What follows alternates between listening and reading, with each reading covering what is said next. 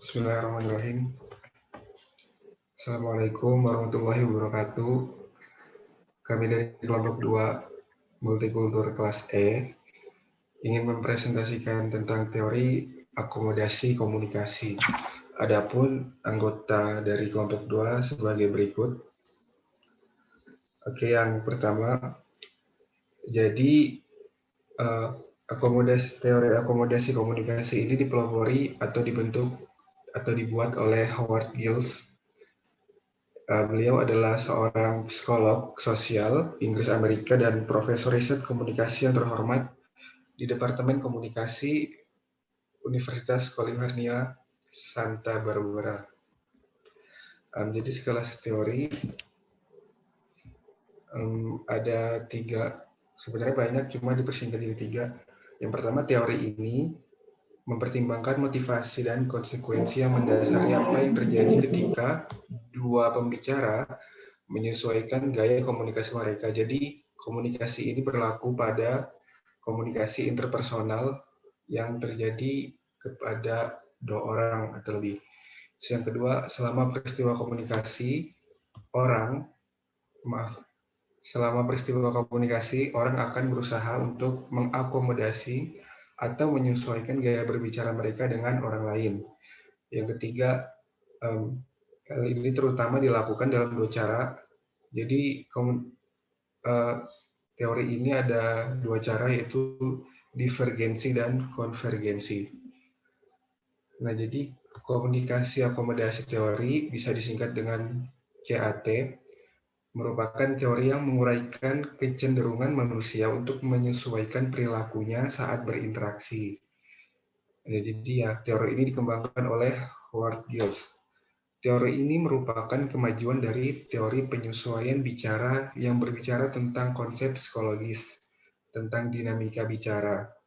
Dan teori ini mengacu pada adaptasi interpersonal ketika 2 orang sedang berkomunikasi. Jadi tiap individu cenderung melakukan akomodasi atau penyesuaian untuk mencapai tujuan tertentu. Selanjutnya, Milan. Jadi teori ini berkaitan dengan hubungan antara bahasa, konteks, dan identitas. Hal ini berfokus pada faktor antar kelompok dan antar pribadi yang mengarah pada akomodasi sebagai respon komunikasi terhadap lawan bicaranya. Berarti setiap individu menyesuaikan bentuk komunikasi verbal dan nonverbal dalam proses komunikasi tersebut. Akomodasi sendiri didefinisikan sebagai kemampuan menyesuaikan, memodifikasi, atau mengatur perilaku seseorang dalam responnya terhadap orang lain.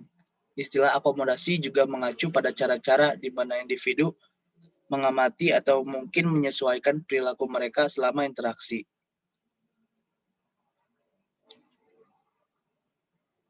Accommodation didefinisikan sebagai kemampuan untuk menyesuaikan, memodifikasi, atau mengatur perilaku seseorang dalam responnya terhadap orang lain.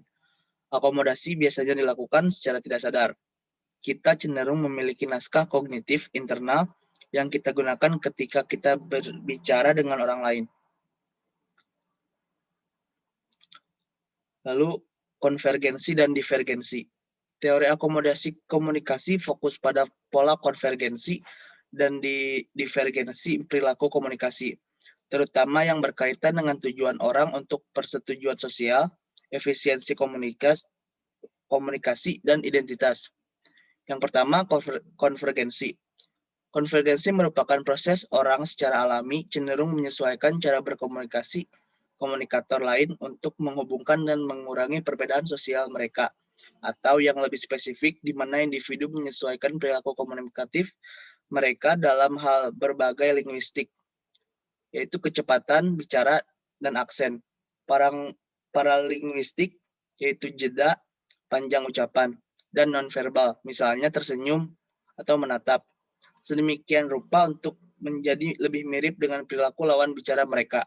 Kelompok-kelompok dengan kebanggaan budaya yang kuat seringkali menggunakan divergensi untuk menekankan identitas kelompok. Yang kedua ada divergensi, yaitu mengarah pada aksentuasi bicara dan perbedaan nonverbal antara diri sendiri dan orang lain.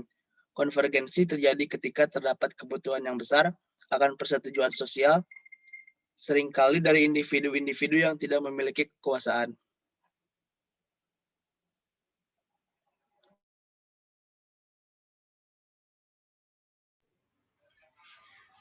Selanjutnya ada dari aplikasi atau implikasinya. Teori akomodasi komunikasi ini dapat diterapkan dalam berbagai proses komunikasi. Dalam suatu organisasi, akomodasi komunikasi dapat digunakan untuk berkomunikasi secara efektif di antara karyawan serta mereka beradaptasi saat berkomunikasi dengan karyawan senior yang tentunya setiap karyawan berbeda budaya dan latar belakang. Next. Nah, contoh teori akomodasi ini dalam kehidupannya yang pertama, seorang yang berasal dari Kalimantan bertemu dengan teman baru di kampus barunya yang berdarah Jawa asli. Jelas mereka memiliki latar belakang budaya yang sangat berbeda, tetapi mereka mempunyai kesamaan dalam hobi yang menjadikan mereka jauh lebih akrab dari sebelumnya. Yang kedua itu ada dari Karangturi Group, merupakan sebuah tempat usaha bisnis di Purwokerto yang sudah mengalami akulturasi kebudayaan Cina dan Jawa. Pemilik perusahaan yang berkebudayaan Cina dapat berkomunikasi dan hidup berdampingan dengan para karyawannya yang berkebudayaan Jawa dengan sangat harmonis. Mereka menjalani komunikasi tanpa memandang kebudayaan mereka. Nah, sekian dari kelompok kami. Bila ada salah mohon maaf. Wassalamualaikum warahmatullahi wabarakatuh.